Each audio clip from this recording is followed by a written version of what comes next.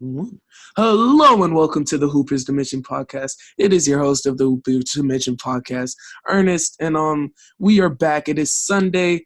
As I said, I promise I'm gonna upload the podcast on Sunday. I'm sorry for everything that happened before, but yeah. We are back with the Hoopers Dimension podcast. There's so much to talk about. The NBA season is in full swing. The NBA season has been so nice this season. There's been so many good games, so many exciting plays, so many game winners, cross ups, big dunks.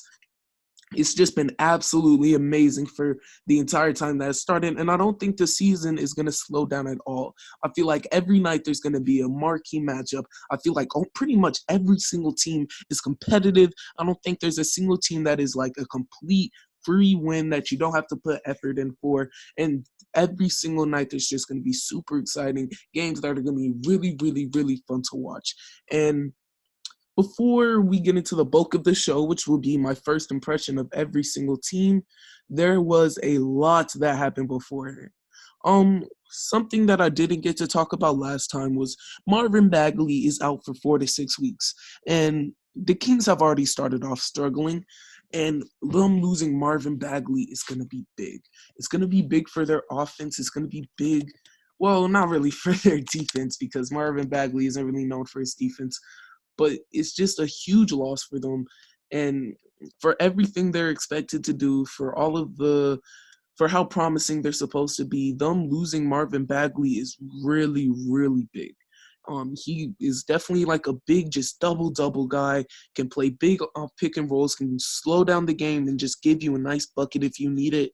But right, since he's going to be gone for 46 weeks, and the Kings really need every single game and a strong start to the season, that's only going to hurt them in the long run. And obviously, recovering it's just not going to be easy. He is out for 46 weeks with a fractured thumb. I do not know if the fractured thumb is on his shooting finger.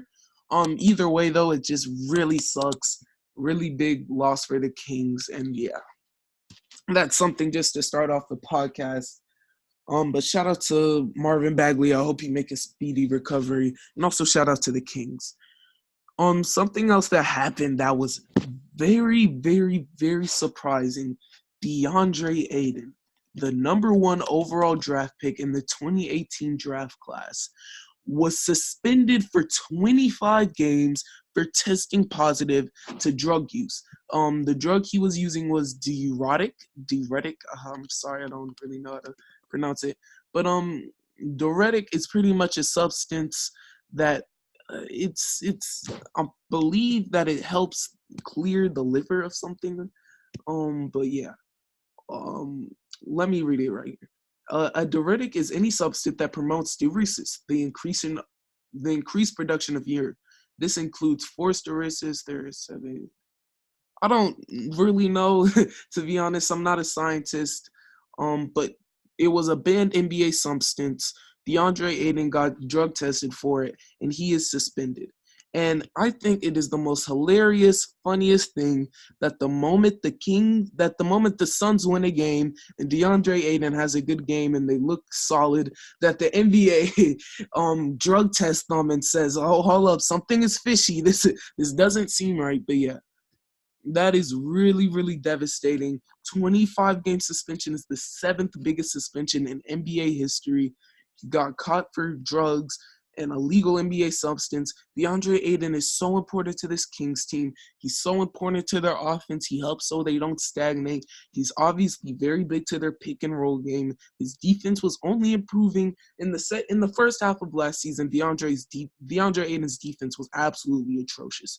He was one of the worst defending big men in the league. But as the season progressed, he got better and better. And I think as this season progressed, he would even maybe be a solid defender. And I think, especially for young centers, progression on defense is really gradual, just as you learn the game.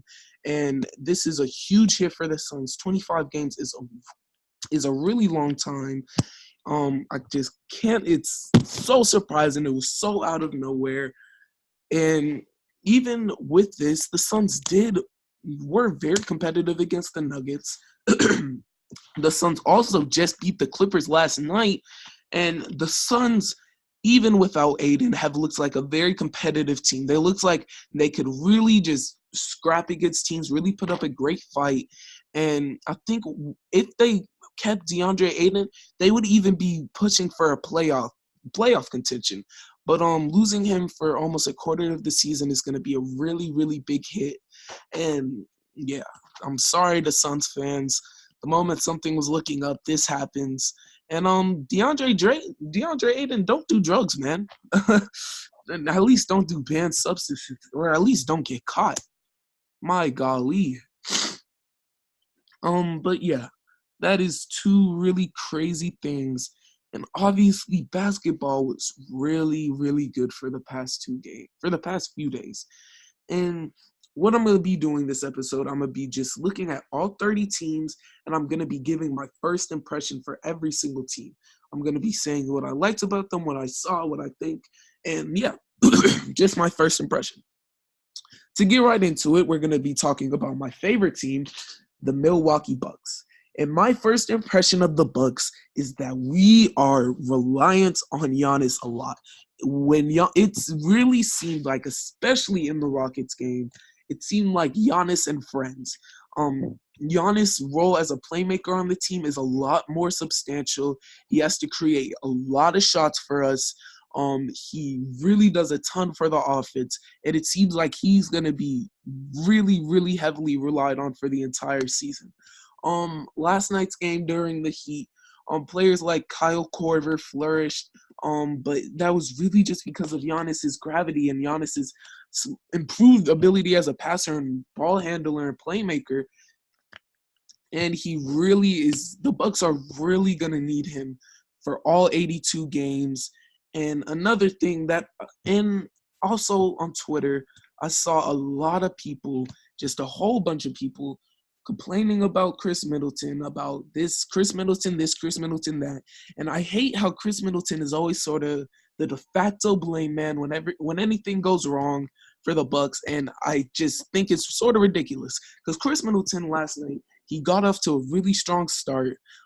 He just was very solid for the Bucks. I don't think he should just get as much hate as he does. I think he is a pretty solid shot creator, especially besides Giannis.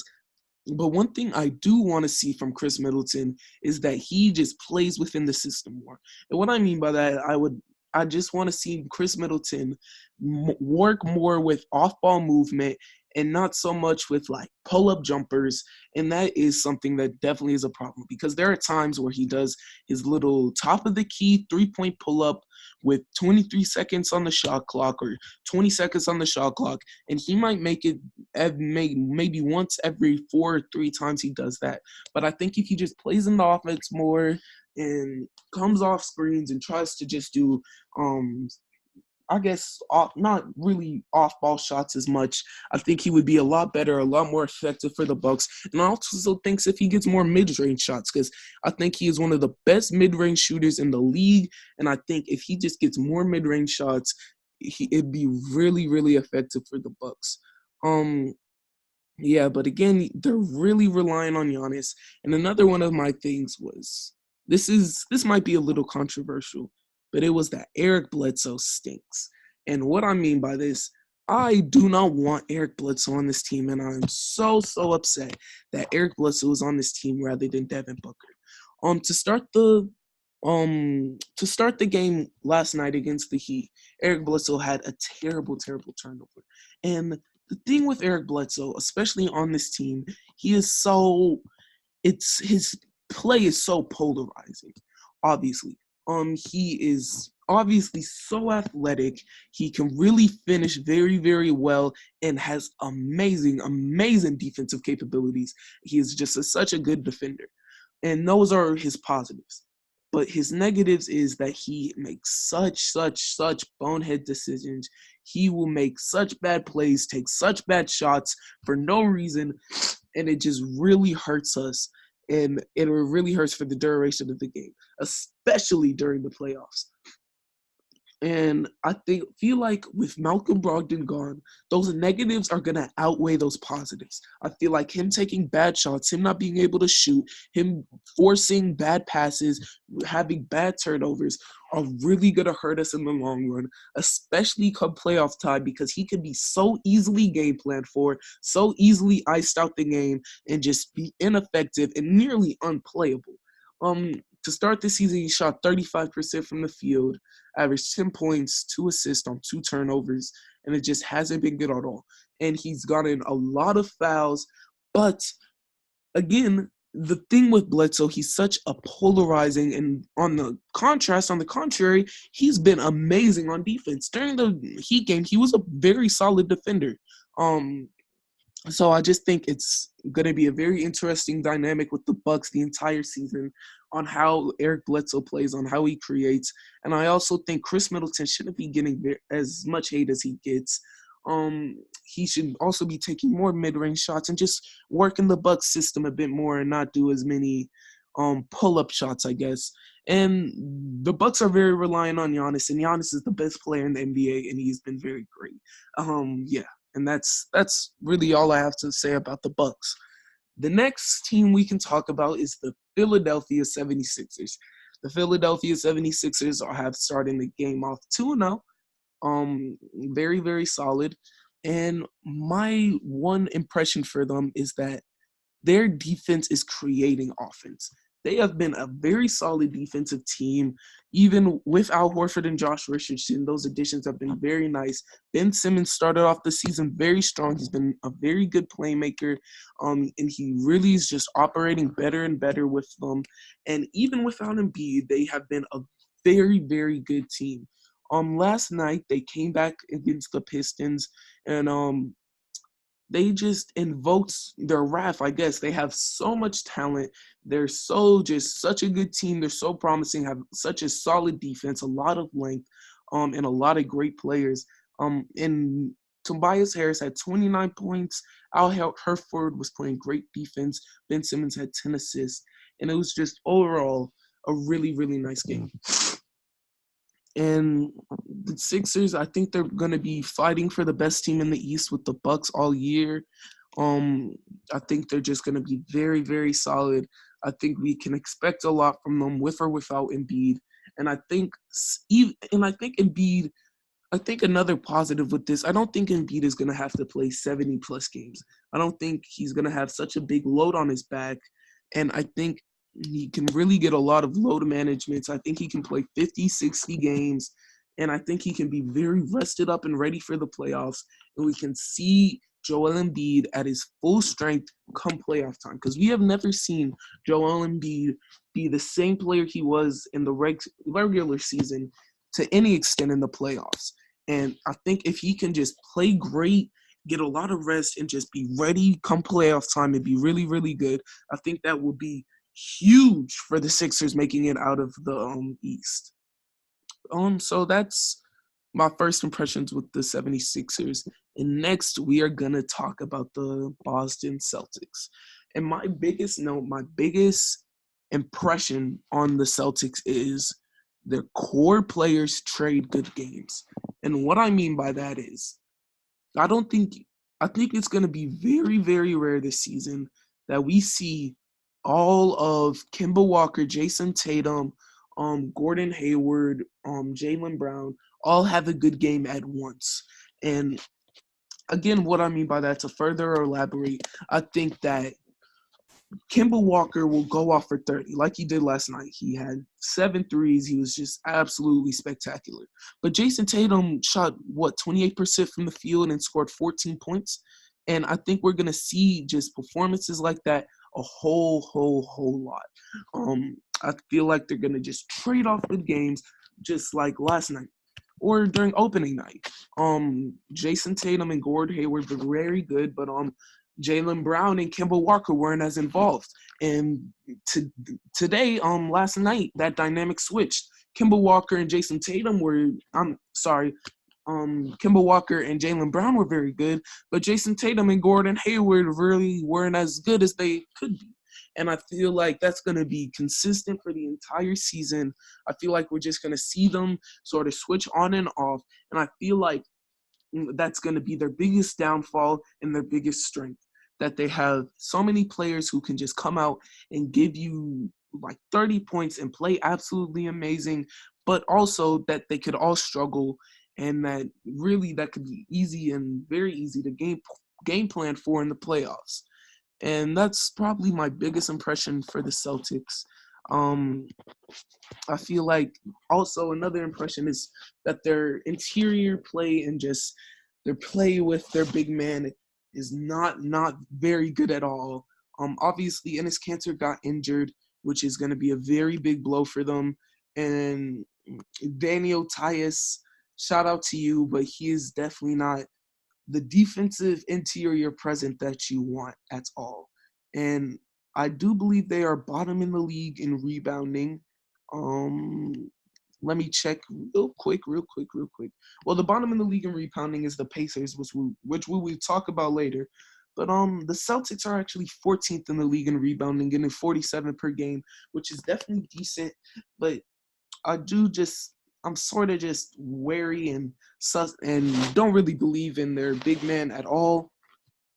So that's just another thing. Um, so yeah.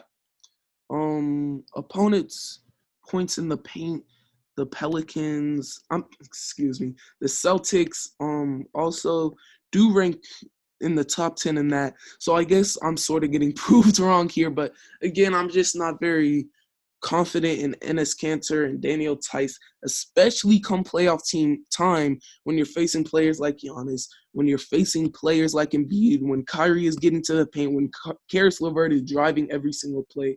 I feel like they're going to get exposed, and I feel like they're not going to be very good at all. But the next team, the next impression is the Raptors. And one of the things I have is Siakam and All-NBA. I think Pascal Siakam could honestly be an All-NBA player. He has started off the season terrific.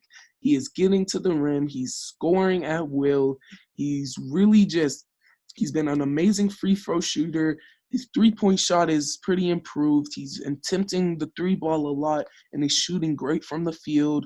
And the way he's handling the ball off pick and rolls, and the way he's taking defenders off the dribble and just getting to the rim is just really impressive. I feel like he could possibly fill that vacant forward spot in the All-NBA team for Blake Griffin, and I honestly do think he is a very big contender for the All-NBA team. Obviously, he's only played 3 games, but to start the season, he's averaging 28 points, 10 rebounds, and about 4 assists, shooting 46% from the field, 47% from 3, and 95% from the free throw line. And that is just absolutely terrific. Another big thing for the Raptors is Gasol is running out of gas. Marc Gasol is in his mid-30s. I believe he is about 35 years old, and he is 34 years old, and Marc Gasol is really just running out of gas. He looks slow on defense. He looks slow to his rotations.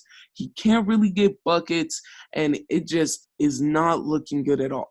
I think if this is the year that the Raptors want to trade Marc Gasol, they should capitalize as soon as possible, because I think Father Time is really catching up to Marc Gasol, and I think by the end of the season, I don't even know if he'll be a starter, to be honest. And shout out to Marc Gasol, he's an NBA champion, and maybe this could be because he was playing very late into the season with the NBA Finals, and he was also playing in the FIBA World Cup with Spain, so he could just be out of energy, out of tank, and sort of slow to get started to the season.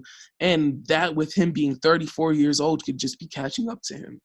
But another thing for the Raptors, I think their guard play has been very nice. I think Fred VanVleet and Kyle Lowry, I think that whole dynamic, that whole duo is a very nice core. And I do think that they could really make noise in the Eastern Conference. And I think they could be one of the best teams in the East. I think they can be really good. And just shout out to the Raptors, the defending champs. And I think they could really just keep up some great production. The next team we are gonna talk about, my next first impression, is the Brooklyn Nets. And the one thing I have to say is Kyrie Irving is back. Obviously last season, Kyrie Irving, he got a lot of slander, he got a lot of hate, he got criticized a ton, and he really just got a lot of just sort of people were doubting how good of a point guard Kyrie Irving is. And I think a lot of people cite his playoff performance last season. And I also think a lot of people just cite how the Celtics got worse with him coming back, even though they made the Eastern Conference Finals. I think people doubted him as a leader. And I don't think that should just be cited only as Kyrie's fault. There is so much to take into consideration when we look at this. At that Celtics team, there were so many chefs in the kitchen. It was such a complex situation, and just to put all the blame on Kyrie and that he was the main reason for them losing is just pretty ridiculous. But Kyrie has started off the season very, very, very strong. He has came back. He has been an absolutely amazing scorer. He has been grilling people off the pick and roll time and time and time again. And a few nights ago, I think 2 days ago, against the New York Knicks, I believe, he hit the game-winning shot, very similar to his 2016 game-winning shot, and he also hit a shot before that, and he was very, very clutch. He was playing absolutely amazing basketball, and he was just very, very big. And I think Kyrie is going to prove to the league why he should be considered as the unanimous second best point guard in the league. I think he's going to have a bounce back season. I think he's going to make the All NBA team. I think he's going to be an All Star. And I think we're really going to start respecting Kyrie Irving as a player. And I think it's going to just be a very big season for Kyrie. Obviously, he dropped 50 a few nights ago at the Garden. Kyrie hit the game-winning shot. It was amazing, and his pick and roll dribbling and ball handling has just looked very, very nice. And the entire Nets organization, their whole guard just squad, their whole backcourt, I think might be the best in the league. Obviously we know what Karis LeVert can do.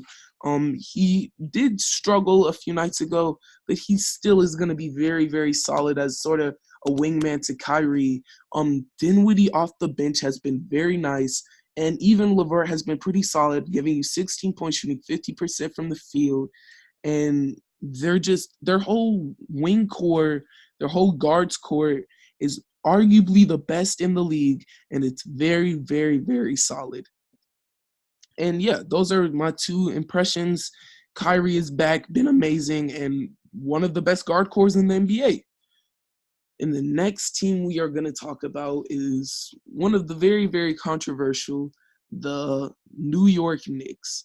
And my biggest impression for the Knicks is a lot of problems and a lot of problems. I'm sorry, a lot of problems and a lot of promise. We've seen two sides of the spectrums from the Knicks.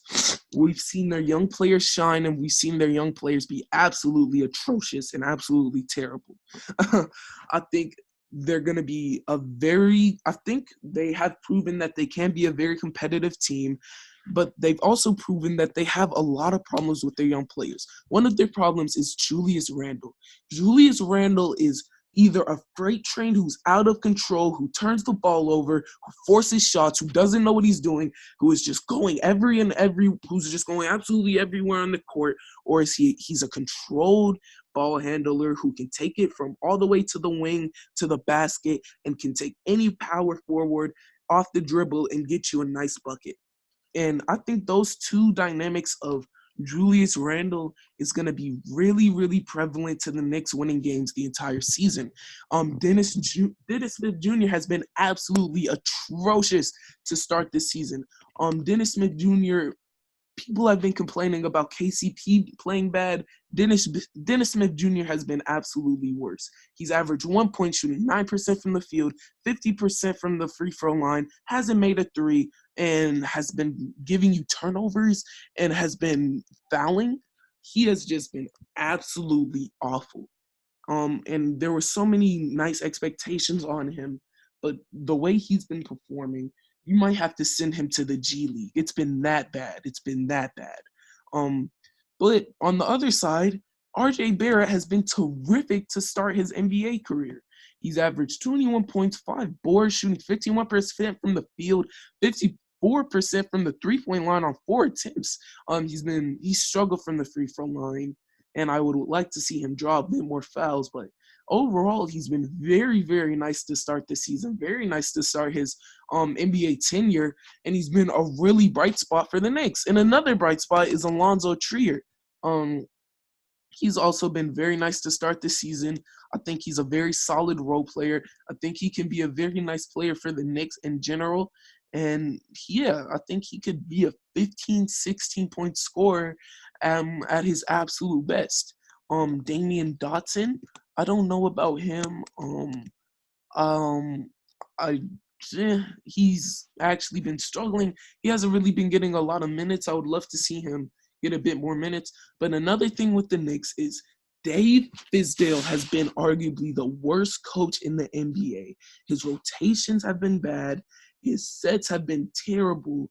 He's not utilizing Randall right, and he's just sucked, to be frank. He has not been a good coach at all.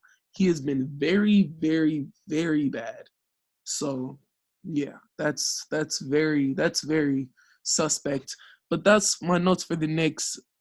Fizdale has been just terrible, but a lot of problems and a lot of promise. The next team we can talk about is the Cleveland Cavaliers, who just got a very big W over the Indiana Pacers. Kevin Love has looked great. I feel like Kevin Love can really have this resurgent season that we've sort of been waiting for. And I don't even think saying that he can be the Timberwolves Kevin Love is the right saying. I think he can be a new player. I think he can be a new Kevin Love, and I think he can be really, really nice for the Cavs. In his first game, he started off very slow, but against the Pacers, he was looking absolutely amazing. Right now, he's averaging 16, 15, and 6, shooting 50% from the field, 50% from three, 84% from the free throw line. But I think his scoring numbers are going to go only up. I think he's been really dominant as a force in the paint. His shooting has been very nice, and I really do feel like we're going to just get a great improvement from Kevin Love. We're going to see him have a resurgent season, maybe even make an all-star team. And another thing for the Cavs is Garland and Sexton has looked pretty nice together. Obviously they've had their struggles, and last night was sort of an example of that. But Garland has had a decent start to his NBA career, and Colin Sexton has had a pretty good start to his second year in the NBA and has been pretty good. They both haven't had the best efficiency, and their defense has been pretty bad.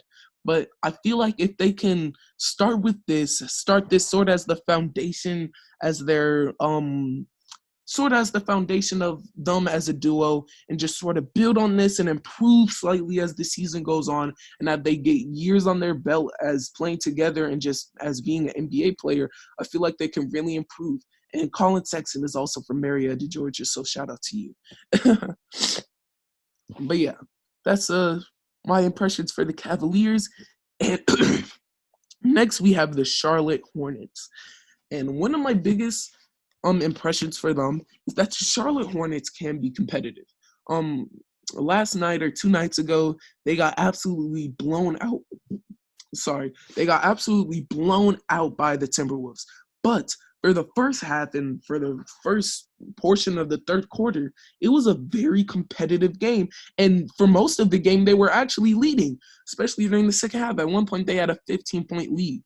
And I feel like that this sort of fell apart because Miles Bridges wasn't getting a lot of touches. Devontae Graham wasn't getting a lot of touches. And I didn't like James Borrego's rotations at all. I didn't like Dwayne Bacon getting so many shot attempts. I really do think that Terry Rozier might have to come off the bench. And I just don't think that they have had a good start to the season. Dwayne Bacon is getting way too many shots. And I feel like Miles Bridges and Devontae Graham should be a lot more involved in the offense, But I think if they can make adjustments, they could really be a competitive NBA team. I don't think they're going to be a team where you can just walk into their arena and just get a free win every single night. And also, their interior defense is going to suck. Um, Obviously, Cat went off against them, but they have the worst interior defense in the NBA by far. I think they've allowed something like a ridiculous 67 paint points, and one, or I believe it is one on their team, one Herman Gomez is going to have to sort of just try his best to improve as an interior defender, because that will be a huge problem and probably be the biggest reason that they lose so many games, their defense. But overall, my biggest impressions on them is Miles Bridges needs more touches. So does Devontae Graham, but they really do have the threat of being a competitive team. Next is the Dallas Mavericks.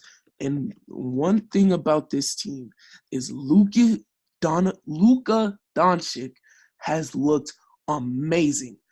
And I know it might be a little crazy to say so early, but Luka Doncic has looked like James Harden with the way he's been creating his shot. 29 points, 9 rebounds, 6 assists, shooting 58% from the field, 39% from three, and 80% from the free throw. He's been an amazing ball handler, absolutely exceptional, and has just been probably an all-NBA guard so far. He's just been amazing. He was very clutch against the Pelicans. He hit that crazy layup, and he also hit that crazy bank shot that would ultimately seal the game and win the Mavericks the game. He is one of the best closers in this NBA already. He is one of the best ball handlers we have. He's one of the best combo forward guards. His finishing is so crafty and nifty, and he has such an amazing three-point shot and an amazing stroke. He's gonna be really, really good. And KP, Porzingis, he's been making his shots. He still really hasn't been getting his rebounds as much as I wanted him to. Only averaging 4 rebounds. I wish he could at least bolster that up to 7, 6. But he's been making his shots. He's been a pretty good shooter, and he's been blocking shots and been okay on defense. And I just think him and Luka as a duo is dangerous. And I think if the Mavericks get into the playoffs, they can really, really, really do some damage. They would be such a hard matchup for anybody they face in the playoffs. They would really make anybody they face in the playoffs work for it. They can give a lot of problems, and this duo is going to be really good. And also, shout out to Jalen Brunson. He is a pretty solid player, and this whole Mavericks just team and roster is just really solid. And I also think that Rick Carlisle will do nothing but bolster Luka Doncic production as a player. So shout out to him. But the next team, my next first impression will be the Nuggets, the Denver Nuggets. The Nuggets have started the season off 2-0, but one of my things is Jamal Murray is still not a consistent NBA player. And for the way Jamal Murray is getting played and for how big Jamal Murray is to this Nuggets team, he just needs to be consistent. If he can give you 26 and 4 consistently on decent efficiency, he will be so good. Against the Suns game, he really was turning it up during the fourth quarter and overtime. And he was a really big reason for them winning. He made his free throws when he needed to. And Jamal Murray just really needs to be consistent. If Jamal Murray can be consistent, the Nuggets will be the best team in the West. Also, the role players in general of the Nuggets have to be consistent. Against the Suns, they were absolutely missing their shots. Outside of Malik Beasley, who was playing very, very well, they were missing a whole bunch of shots. They were just missing I'm sorry. Nikola Jokic was creating a ton of shots for them. He was doing what he does. He was making plays with his great screens and his great passing, but they were just missing a ton of good looks. But their defense against the Suns actually kept them in the game. But the Suns also got to the rim very easily, I felt like, at some points in the game. against the Nuggets, and the Nuggets need consistency. That is just going to be very, very big for them, and they also need consistency if they want to be good in the playoffs. But obviously against the Suns, Torrey Gregg got a huge block for the game winner. And Nikola Jokic was absolutely terrific. 23 points, 14 rebounds, 12 assists. Jamal Murray had 27 points and 7 rebounds. Malik Beasley had 17 points, shooting 63% from the field, even though he had an absolutely foolish foul at the end of the game that sent it into overtime that he did for no reason. And Kelly Oubre for the Suns was very, very solid. But yeah, this Nuggets team just needs consistency, and that's probably the biggest thing for them. I also want to see Michael Porter Jr. finally get some minutes. I know Michael Malone. I feel like Michael Malone could utilize him really well, especially with Jokic creating his shot. But yeah, I would love to see him get minutes. And Jokic is still great, still the best center in the NBA. Yes, I said it. He is better than Joel Embiid, better than Anthony Davis, better than Cat. Jokic is the best center in the league. And the Nuggets, just consistency is the name of the game for them. But going to the next team is the Detroit Pistons. The Pistons have started off pretty nice. Drummond is looking a lot more dynamic, a lot better off the pick and roll, and is looking better in the deep paint, better as a post player. And Derrick Rose has been absolutely terrific for him. He's been a great creator. He's been shooting the ball well. He's just been so good. He's averaging 25 points, 5 assists, 64% from the field, 50% from 3, and 93% from the free throw line. And I'm not saying that Derrick Rose, MVP Rose, I'm not saying that he's back, but Derrick Rose really could make an all-star game this year.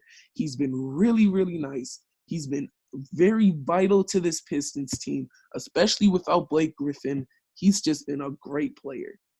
And yeah, just Drummond and Rose have been sort of holding this team together. I would love to see Luke Kennard have a breakout season. I would love to see him improve. And yeah, that's just all I have. But so far, Luke Kennard has been great. 19 points, 47% from the field, 47% from 3.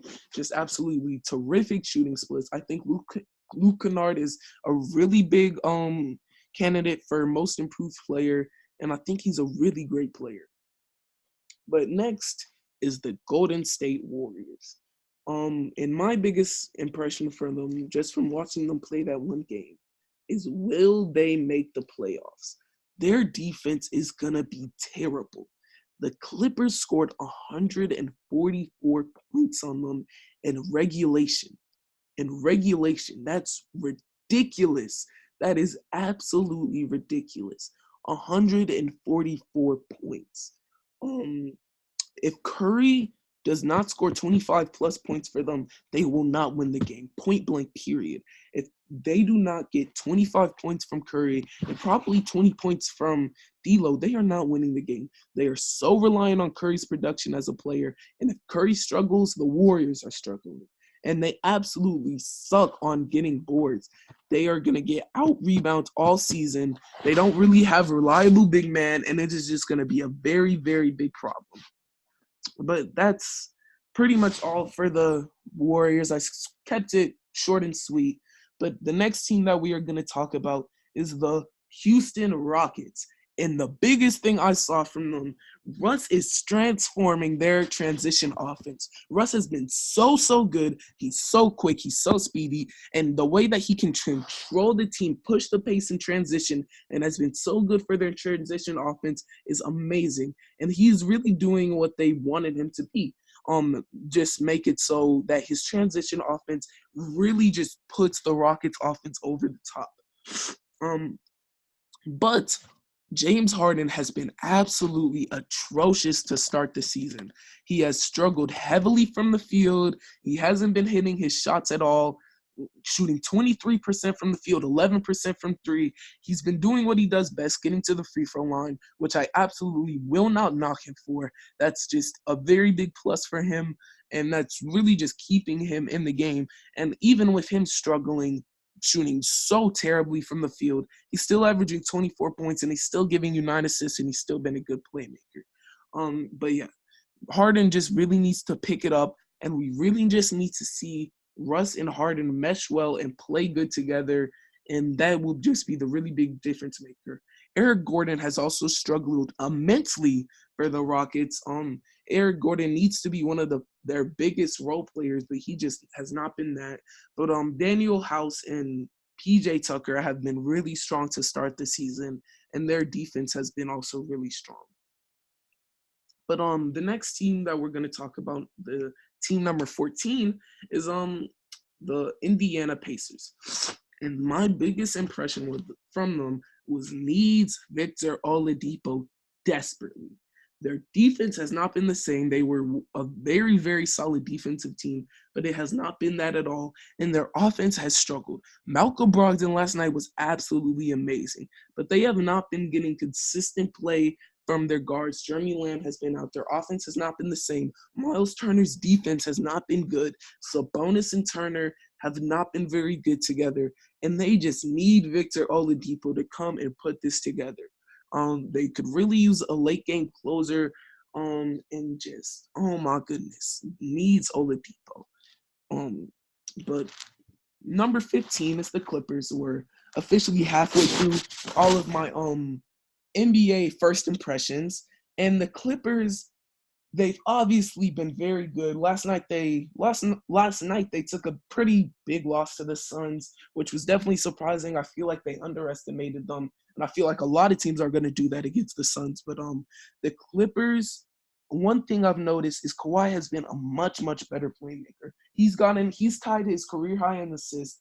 I believe in all 3 games of this season. He's been passing the ball very, very well, and the Clippers have such a versatile offense. They have so many tools. It's going to be so big. They have Kawhi, who we obviously just saw with one of the most legendary, historic playoff scoring runs in all of NBA history. And we see what Lou Will can do. We see what Trez can do. Zubac is solid off the pick and roll, and he's nice in the paint. And their offensive weapon is almost endless. And it's going to be so hard to game plan for, so hard to defend. And they're just going to be such a great team.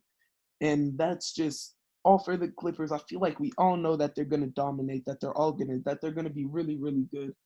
And yeah, next is the Clippers is big brother being the Los Angeles Lakers. Something I want to see from the Lakers is more Braun and AD pick and roll, because I feel like especially Anthony Davis has been settling with a lot of just fadeaway jumpers that he's been missing, and he's been struggling from the field. And I feel like if he just gets into the paint, gets the pick and roll, and gets that pass from LeBron, he will be absolutely dominant. And KCP has been atrocious. You've seen it on Twitter. You've seen how bad he's been, and it just hasn't been good at all. But yeah, another thing is they could really use Kuzma's bench scoring and how potent he is as a scorer, especially off the bench. They could really, really use that. And LeBron has been playing a lot of bully basketball, which I absolutely love. He's just been getting into the paint, and he's just been dominating. He just gets a bucket, and he will just impose himself on the defense, and I really love it. But that's pretty much all for the Lakers. I think they're going to be really solid. They have a really easy schedule coming up. So I feel like they're going to start off the season strong, which will be really, really crucial because LeBron obviously isn't known for starting off strong. But in such a deep West, they're going to really need to. Yeah. The next team I want to talk about is the Grizzlies, the Memphis Grizzlies. Another pick and roll duo I want to see more is JJJ, Jaren Jackson Jr., and John Morant. I just feel like they would be so nice off the pick and roll, and I just want to see it so well. And John Morant handles and passing has been so smooth, so silky. And for him to be a point guard coming into the league, playing the way he is, passing the way he is, it's really, really, really good signs to come. But another problem for Ja is he is struggling to finish in the paint. He has not been really attacking the rim the way some people thought he would, I think. And also, I feel like his frame is not big enough to finish with a lot of elites bigs and just average defending bigs. Obviously, Jaren Jackson Jr. can stretch out a lot of bigs because he's so skilled from the three and he's such a good ball handler and you need to defend close on him. But Ja Morant really needs to get a better frame to finish among really big bigs. And that was a really important thing that was said in his scouting report. And I think it's really going to be prevalent now. And I also want to see JJJ get a lot of high elbow possessions. And he is just so good at that. He can really just take pretty much any center in the league off the dribble. And that's one of his biggest skills. And if he can just get more of those high elbow possessions where he can sort of just ISO, get a lot of spacing, and dribble the ball out and take the center to the rim, I feel like the Grizzlies would really prosper off that. But overall, I feel like the Grizzlies will be the worst team in the West, but I do feel like they can be competitive, especially to some extent once Ja gets going. And they also just look very promising as a team overall. Shout out to Brandon Clark and also shout out to Dylan Brooks. And also the next team we're gonna go to is the Miami Heat that just beat the Bucks in their home courts. The Miami Heat have a very, very solid roster through and through. You have Tyler Hero, who is gonna probably be on and off as most rookies are, but can definitely get you a bucket. You have Justice Winslow, who is an absolutely terrific defender. And then you have Goran Dragic off the bench, who is one of the best bench players in this league. You have Bam Adebayo, who has just really improved his shot this year and is so solid off the pick and roll and so solid with that, like, 8 to 15 feet game. It is almost perfect, and his defense is, again, amazing, nothing short of amazing. You have Duncan Robinson, who is a very solid three-point shooter, and overall, the whole Heat roster is just full of hoopers. And shout out to Kendrick Nunn for keeping up his good play, who has been solid, who was solid against the Bucks last night, and has just been absolutely nothing short of amazing. He's really just came into the league, been a solid player, been very good, and has really just been filling that vacant port. Oh my God, he's been filling that vacant point guard spot for the Heat, and the Heat's triple lefty duo has been absolutely amazing. And yeah, they have very, very good. They have a very great defense, and they have a very good interior offense.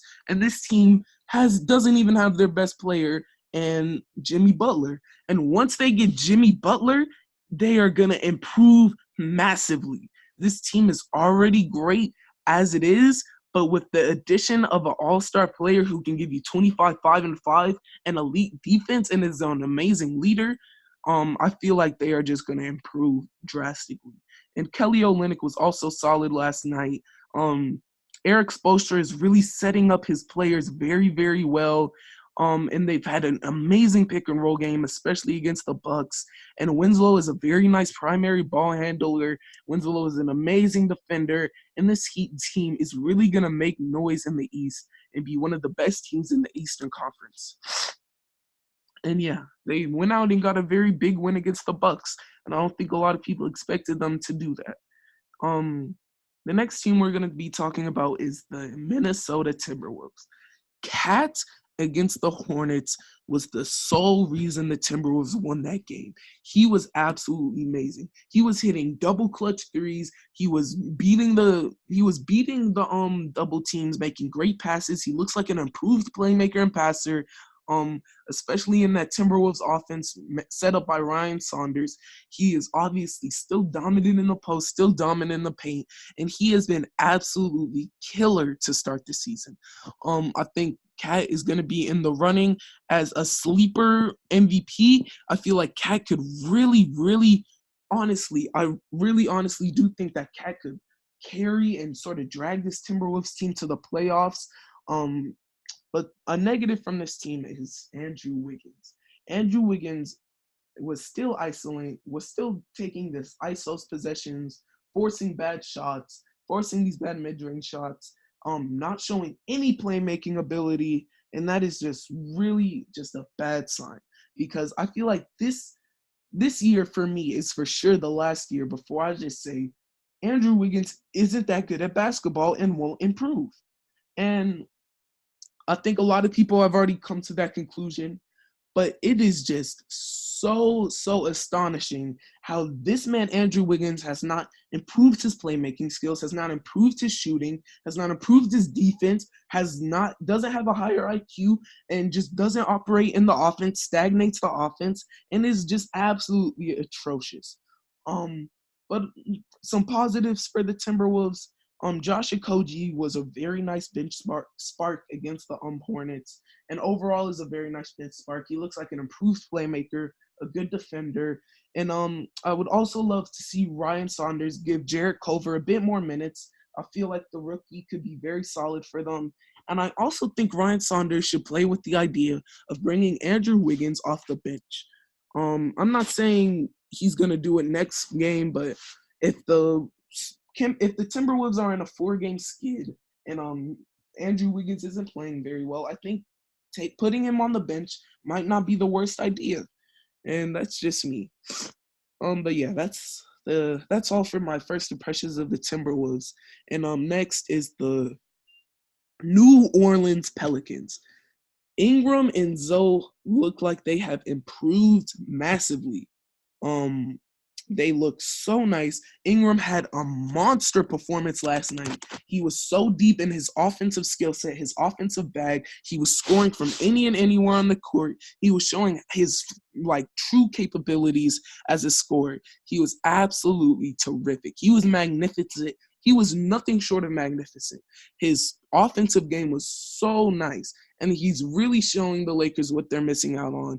And Lonzo looks very improved too. He had an absolutely great game last night. He was shooting 4 of 9 from 3. He's obviously still a great passer, still a great defender. He looks so confident, looks like such a nice scorer. And I just think this is going to be so nice for the Pelicans in the future. But something that has been sort of bad for the Pelicans is that Zoe and Holiday do not mesh very well together at all. They both, whenever they're on the court together, one of them isn't getting touches, and it's usually Holiday, which is sort of sad because Drew Holiday is such a great player, and I feel like he's getting mismanaged with Alvin. I feel like Alvin Gentry is mismanaging him whenever him and Lonzo are on the court together, and I feel like that dynamic is going to be very apparent all season, and I feel like the sooner they figure that out, the sooner this team is going to get more wins. And also, I feel like Derek Favors has been really bad to start the season, has really struggled, and I also don't like Alvin Gentry's rotations at all. But that's pretty much all I had for the that's all I have for the Pelicans. But I do really hope that Zion comes back and can sort of push this team over the edge, get them a lot of wins, and I feel like Lonzo's gonna be really, really good, man. Really, really good. The Thunder, this is probably gonna be the shortest impression. SGA looks very nice. He looks, and a lot of people saying empty stats. I think that's a bit ridiculous just because he's in his second year and the type of numbers that he's been putting up is very, very, very good. And I don't think that it's empty at all. I think that the Thunder can still be decently competitive, but man, it looks like Father Time has caught up to Chris Paul. It looks like all those hamstring injuries are really hurting him, and it just does not look good for him at all. At all. It looks like he's really been struggling. Doesn't look like he has really been struggling. And I really do hope that he can get it together. But man, it just has not been looking good at all. But yeah, shout out to Shea Gilgeous Alexander. Also, shout out to his cousin, Nikhil Walker Alexander, who, again, I love the confidence from the rookie. NWA is going to be a really good rookie in the future. And yeah, shout out to him. But the next team, a team I'm very excited to talk about, is the Orlando Magic. The Orlando Magic, one of my first impressions, they still haven't broken 100 points since the second game of the preseason, and they need a definitive closer. The Orlando Magic defense against the Hawks was so terrific. It was keeping them in the game. And one of my notes on that game was defense and free throws are the only reason they're still winning. Fultz looked very, very smooth. He's looked very, very smooth so far to start the season. His ball handling looks improved. He looks nice as a shooter. He's hitting mid-range shots. He's hitting threes. And Isaac even displayed some moments of nice ball handling in the game against the Hawks. And Isaac is still playing amazing defense. But last night, the Magic pick and roll defense absolutely could not contain Trae Young or the Hawks. It was getting torched all game, but they were very good on offensive boards. They were giving effort, but the offense was so stagnant. And I feel like Steve Clifford made a really big mistake by sort of subbing out his defensive roster, which really includes MCW, and trying to go for offense late in the game.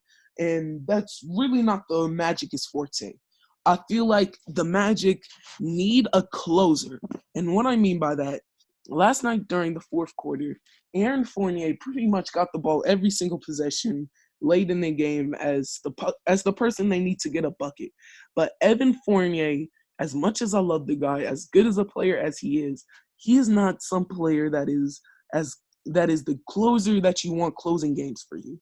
I don't know who can step up as their closer, but for now it's gonna have to be Fournier. But I think if they make a trade for a very good closer, I feel like that would be very, very key for them. And overall, if the Magic's offense is good, there is no way they don't win the game. But yeah, obviously they started out with amazing defense. I just want to see a bit better. I just want to see a bit more from their offense. I want to see Terrence Ross be a bit more consistent, even though he is very streaky. But Fultz has been very good, and I still think the Magic are going to be a very, very good team. The next team I'm going to talk about is the Suns. Shout out to the Phoenix Suns for staying in, even with DeAndre Ayton getting suspended, even for DeAndre Ayton being on the juice, being gone. The Suns have been absolutely great. They just find ways to be competitive. They're always moving the ball. Someone is always stepping up for them. Frank Kaminsky has looked solid. Kelly Oubre has looked solid. Devin Booker has been Devin Booker. He's obviously just going to be a bucket. But, yeah, shout out to the Suns team. I love what Monte Williams is doing. They're staying competitive. They're working hard. They're finally doing something in so long. And, yeah, I'm so proud of this team, and I feel like they can be really good. I know it was short, but I talked about them a lot before. I mentioned them a lot. But just shout out to the Suns team because they are just so good they're going to be so scrappy the entire season. And I feel like they can almost be something similar to what the Clippers were last season. Not as good as the Clippers, but something similar. Just so scrappy, feisty, working hard, fighting hard, and have great ball movement. But the next team I'm going to talk about is the Portland Trail Blazers. The Trail Blazers have been amazing. Damian Lillard has been absolutely amazing. He has been so potent from the three-point line, such a good scorer, averaging 33 points, shooting 53% from the field. He's just been terrific. CJ has really struggled to start off the season, which I hate to see. He was so good last postseason. He's really started off struggling, but the Portland bench and Portland role players can always have been able to make up for CJ's struggles. And Hassan Whiteside has not been that bad. He's been decent.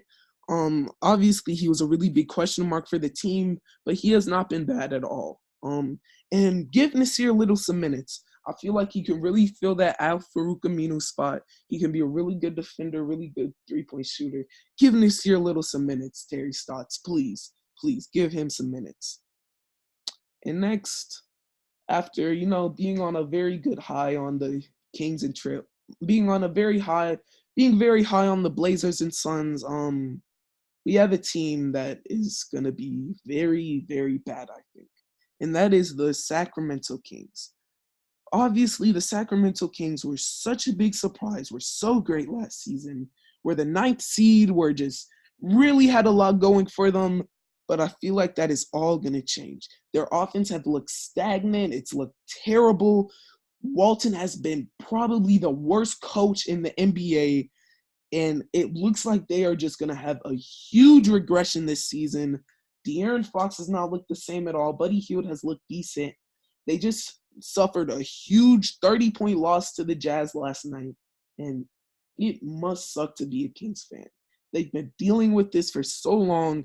They've been so bad lately, and it just really, really, really sucks. It really does. But yeah, shout out to the Kings, I guess. I really hope they can figure it out. I really think that firing Dave Yoger was a huge mistake, and I think hiring Luke Walton was an even bigger mistake. But yeah. Next, for the number 26 team, we're getting close to the end here, is the Spurs. DeMar DeRozan needs to stop getting forgotten. Last night, he hit the game-winning shot, and I did not see a single mention. I didn't hear a single peep, except for a few Spurs fans on Twitter. Nobody, Bleacher Report wasn't talking about it. ESPN, absolutely nobody was talking about it. And I feel like DeMar DeRozan and LaMarcus Aldridge is one of the best duos in the league. LMA has been really, really nice. DeJounte Murray, who has really earned his contract extension, has been playing absolutely amazing. And I feel like the Spurs team is just going to keep up this great play, keep up how consistent they are, and just be firmly put themselves in the playoffs. Because DeJounte Murray has started off his season amazingly, giving you 18 points on only 12 shots, 60% from the field, has been a pretty good playmaker. Obviously, his defense is still amazing. So yeah, just shout out to the Spurs team. I really want to give them some more recognition. They really deserve more recognition. Shout out to Pop. He's the best coach in NBA history.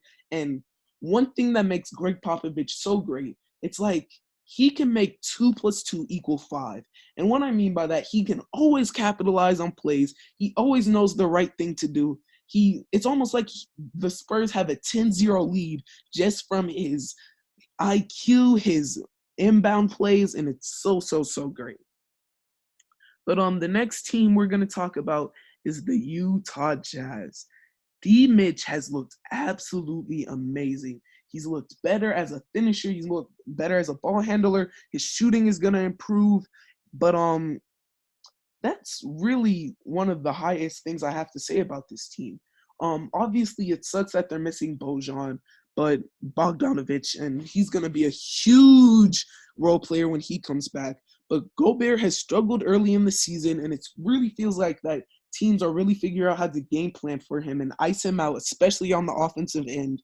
And Conley has been absolutely atrocious for the Jazz, sorry.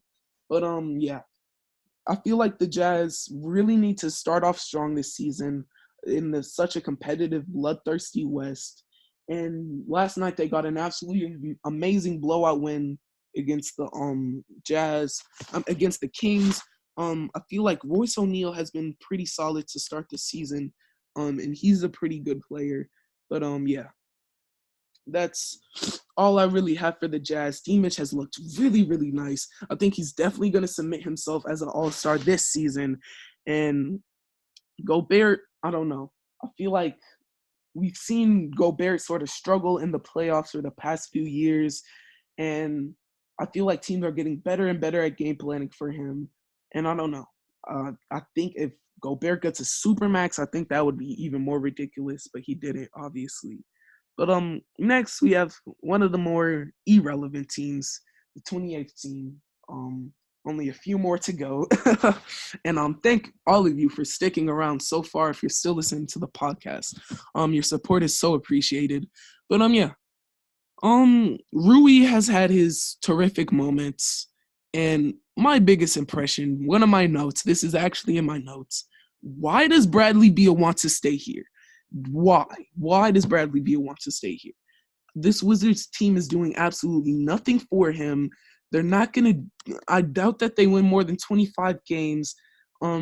Isaiah Thomas had an okay-ish return, but I just don't think Isaiah Thomas is a good basketball player. He is so bad on defense. He is just a free bucket every single time. And the Wizards are just not going to be good, man. Why does Bradley Beal want to stay here? He's such a valuable player. He's one of the best shooting guards in this NBA.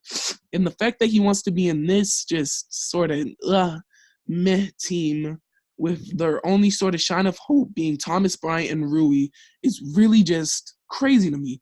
And shout out to him, I guess, for loyalty, but I don't know. There's no loyalty in sports, man. There should be no loyalty because just know that the Wizards would trade you in a heartbeat, man. That's all I'm saying to Bradley Beal. Please request a trade, please, because I just don't want to see his talents be wasted away. But the next team that we're going to talk about has been another of one of the more disappointing teams so far to me, and that is the Chicago Bulls. The Chicago Bulls defense has never looked so bad. It has just been absolutely atrocious. Zach LaVine has been very nice as a finisher. He was very good in that Memphis Grizzlies game, especially in crunch time. But the Bulls have just been looked crazy, man. And all I've heard the entire off season is how the Bulls can be a playoff team. The Bulls are going to really show y'all how good they are. The Bulls this, the Bulls that. The Bulls have been atrocious. The Bulls have been absolutely atrocious. And they are not, I do not think that they are going to be a very good team this season. I feel like Kobe White is a very good bench player, very good bench point guard. But I feel like they have a lot of internal problems. I'm still not convinced about Jim Boylan as a head coach, and I just really don't know how to feel about this Bulls team. But a young team that I do know how I feel about, and that is going to be the last team that we talk about, is the Atlanta Hawks. The Atlanta Hawks have one of the most improved defensives in the NBA, and we know about this man, Treyway, people. Oh my goodness. Trae Young absolutely torched. And I love the Orlando Magic. They're my third favorite team. But he was absolutely torching them. He has been absolutely amazing. He's averaged 38.7 rebounds and 9 assists. He has had amazing performances. He's been crazy from the field. The Hawks offense is so reliant on him, but he is going to be so consistent this season, and he will be an all-star. He is going to be such a good shooter, such a good scorer, and overall, there's not a lot on the court that he can't do. Rayford Trae Young is going to be one of the best point guards in this NBA. His playmaking, in addition to his scoring ability, is just absolutely terrific, and it is unheard of. And I know this might be a little crazy, and I know he gets a lot of Steve Nash comparisons. I think he will be better than Steve Nash. And put that in history, cement that, screenshot that, record that. But he has been absolutely amazing to start the season. He has probably been arguably the best point guard in the league to start the season in these first 2 games. He has just been so dominant. And shout out to Trae Young. And not to mention, again, the Hawks defense have looked very, very nice. The Hawks defense was a big reason for the Magic struggling. And keeping them under 100 points. The Hawks have kept both their opponents so far under 100 points. Cam Reddish and DeAndre Hunter look really nice. I feel like I see a lot from them. I feel like they can be really good. John Collins as a defensive player has improved massively, and I think that's going to be really important from them. And I feel like that Hawks team is going to make a lot of noise, and I feel like them and the Mavericks are very similar, where if the Hawks make it into the playoffs, they are going to be they are just going to be a drag forever they face in the playoffs. They are going to make it really hard for them. And with that, people, I think I want to end the podcast with that. Thank all of you for listening so much. It's been the Hoopers Dimension podcast. Like, comment, share, and subscribe if you enjoyed it. And this has been your boy Ernest of the Hoopers Dimension podcast. Thank you for watching, and goodbye.